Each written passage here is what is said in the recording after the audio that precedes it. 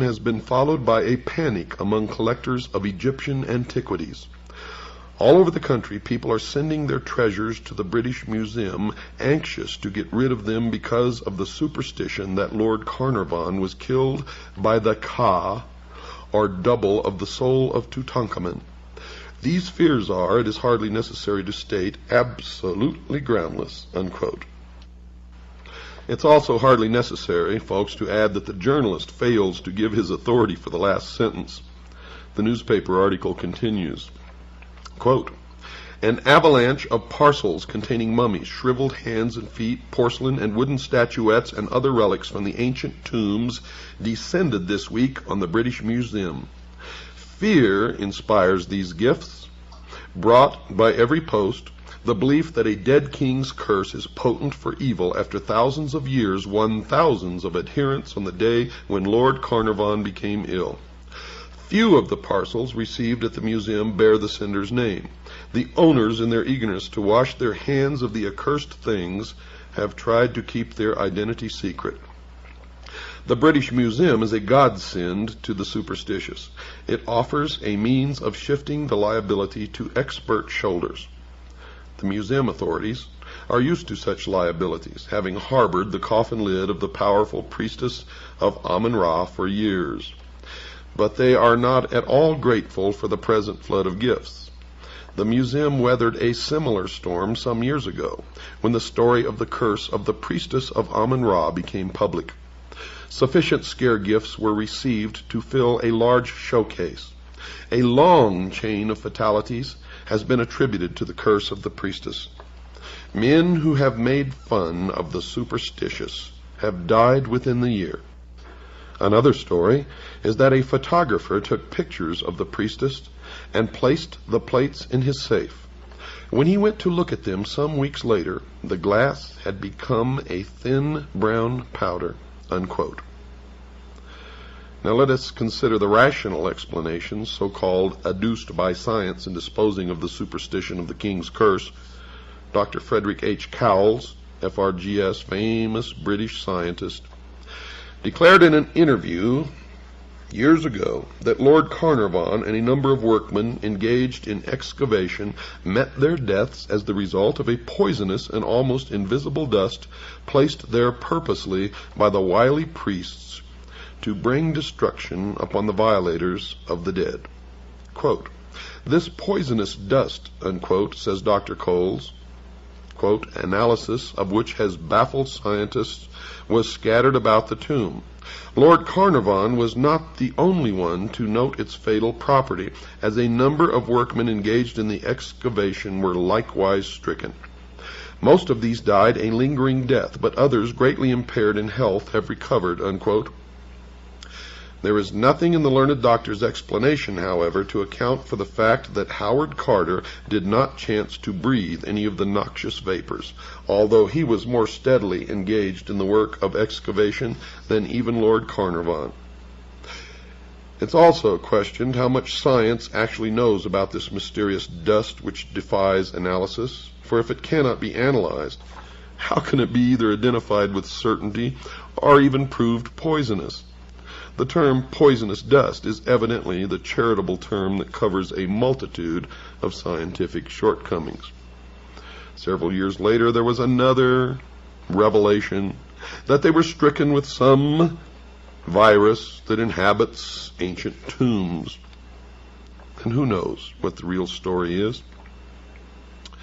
Though sorcery has been accorded no official recognition by modern science, there is nevertheless a certain quasi-official acceptance of the reality of occult phenomena throughout the civilized world.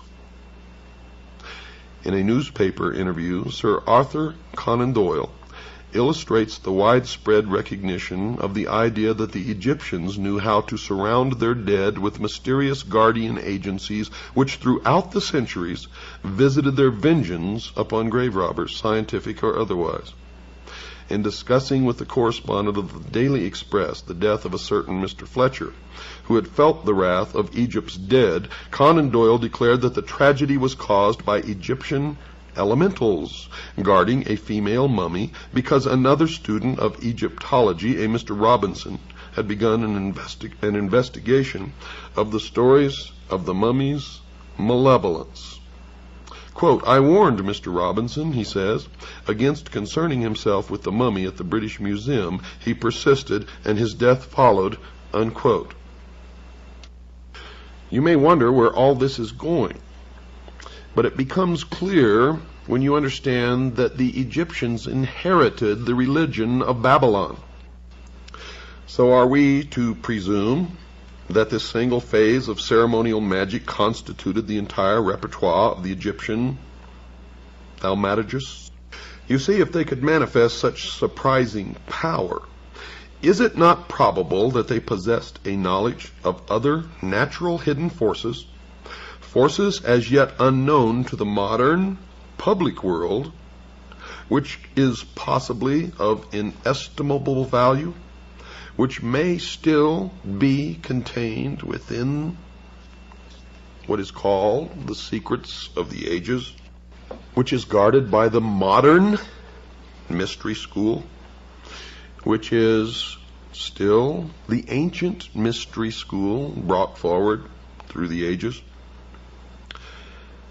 We are assured in the authorized version, and note I say authorized version of Holy Writ, that the magicians of Egypt changed their staves or rods into serpents in the presence of Pharaoh.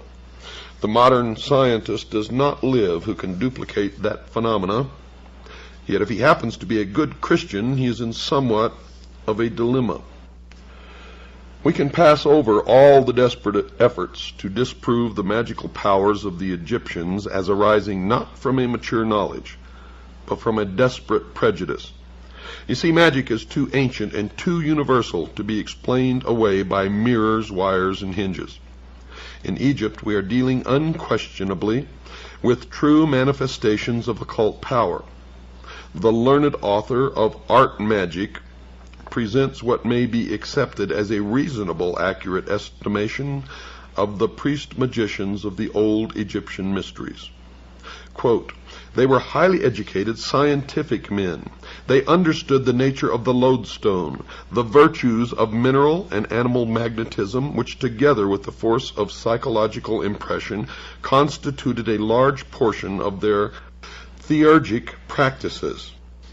They perfectly understood the art of reading the innermost secrets of the soul, of impressing the susceptible imagination by enchantment and fascination, of sending their own spirits forth from the body, which many modern metaphysical teachers claim that they can do, as clairvoyants under the action of powerful will. In fact, they were masters of the art now known as mesmerism, clairvoyance, electrobiology, etc. They also realized the virtues of magnets, gums, herbs, drugs, and fumigations, and employed music to admirable effect. And no one since has been able to perfect or even come close to their art of embalming the dead. The highly gifted Egyptologist Lenormant acknowledges Egyptian magic as an essential part of their religious philosophy. James Bonwick, FRGS, thus summarizes the powers possessed by Egyptian adepts. Quote, "Egyptian mystics could levitate, walk the air, handle fire, live underwater, sustain great pressure, harmlessly suffer mutilation, read the past, foretell the future, make themselves invisible, and cure disease," unquote. Now, I have no idea whether to believe that or not, but that is what this expert says. Now, if you doubt the power of magic wielded by the priests of Mystery Babylon, listen to this. For we can compare James Bonwick's account with some other news from Tibet, another land long famous for magic. Dr. Alexander Cannon, a distinguished scientist, a doctor of medicine, a celebrated psychiatrist, a master of arts, and a fellow of the Royal Geographic Society, brought back a strange record from the land of the Lamas. He claimed he saw a tree withered by a pointed finger, a dead man raised to life, the Grand Lama surrounded by a blue aura 3 inches thick, and a human being lifted into the air by pure mental effort.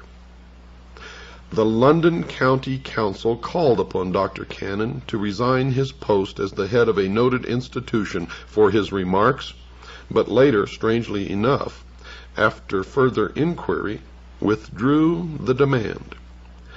It would seem, folks, that the age of miracles, or at least magic, is not dead. You know, Plato, and I wrote this in my book, was an initiate of Mystery Babylon, and was actually initiated in the Great Pyramid in Egypt, where he lay in the sarcophagus for 3 days and 3 nights. He entered as a mortal man, and according to his writings, emerged as a god, given or imparted knowledge which he was to guard and keep. Remember, they called themselves the guardians of the secrets of the ages. From the writings of Proclus and Iamblichus, we can gain a considerable insight into the principles of Egyptian magic. To the old philosophers, even Pythagoras and Plato, magic was no mystery. According to Proclus, the initiated priests so fully understood the mutual sympathy between the visible and invisible worlds that they were able to change the course of action and focus divine virtues upon inferior natures. And according to Plato, the highest form of magic consisted in the divine worship of the gods, plural. And according to Iamblichus, the priests, through sacerdotal theurgy, were able to ascend from a material state of unconsciousness to a realization of the universal essence, thus coming to an understanding of universal purpose, by which the performance of high feats of magic became possible. Thousands of years later, Aleister Crowley claimed the same thing. Now, this is significant. It's proper at this point to establish a clear line of demarcation between magic and sorcery. You see, the term magic was not associated with occult jugglery by the Egyptians, but arose from a profound understanding of natural law. Magic, said General Albert Pike, and you will be hearing an awful lot of General Albert Pike during this series of shows. Magic, says General Albert Pike, is the exact and absolute science of nature and its laws. Unquote. From the knowledge of this absolute science arises occult science. Occult merely means hidden, folks. From experience in occult science, in turn, arises the theurgic art. For as surely as man has adapted his physical universe to his purposes, so surely the adept of the mystery school adapts the metaphysical universe to his purposes. To acknowledge that the Egyptians possessed the power of adapting mystical forces to physical ends is to bestow upon them proficiency in the most perfect and difficult of the arts, according to the mystery religion of Babylon. Yet to deny this ability on the part of the Egyptian priests is to deny the evident, and we must resign ourselves to the undeniable fact that they possessed a form of learning which has not been conferred upon this present race, at least publicly. Men like Aleister Crowley have proven that it has been passed down through the ages and is kept and practiced secretly by those who call themselves the guardians of the secrets of the ages. Now, folks, we are in desperate need of money to help pay for airtime. If you like this show, if you want it to stay on the air, then please reach down in your pockets, contribute the most that you can possibly afford. Make your checks out to WWCR, not to me. This is going straight to the radio station to pay for airtime. Not one single penny of it goes in my pocket, or anybody else's for that matter. It goes to the radio station. Make them out to WWCR. If you would like a list of tapes or available materials, or would like an information packet, or learn how to join CAGI, the Citizens Agency for Joint Intelligence, then send your checks, your donations made out to WWCR, and your request for information to P.O. Box 889, Camp Verde, Arizona, 86322. That's P.O. Box 889, Camp Verde, Arizona, 86322. Or you can just call Stan and ask him to send you a packet of information. He'll also tell you the price of tapes, whether you're a CAGI member or not. The price is different depending upon that. Call Stan at 602-567-6109. That's 602-567-6109. Brought by every post, the belief that a dead king's curse is potent for evil after thousands of years won thousands of adherents on the day when Lord Carnarvon became ill. Few of the parcels received at the museum bear the sender's name. The owners, in their eagerness to wash their hands of the accursed things, have tried to keep their identity secret. The British Museum is a godsend to the superstitious. It offers a means of shifting the liability to expert shoulders. The museum authorities are used to such liabilities, having harbored the coffin lid of the powerful priestess of Amun-Ra for years. But they are not at all grateful for the present flood of gifts. The museum weathered a similar storm some years ago, when the story of the curse. It's also hardly necessary, folks, to add that the journalist fails to give his authority for the last sentence. The newspaper article continues, quote, "An avalanche of parcels containing mummies, shriveled hands and feet, porcelain and wooden statuettes, and other relics from the ancient tombs descended this week on the British Museum. Fear inspires these gifts of the priestess of Amun-Ra became public. Sufficient scare gifts were received to fill a large showcase. A long chain of fatalities has been attributed to the curse of the priestess. Men who have made fun of the superstitious have died within the year."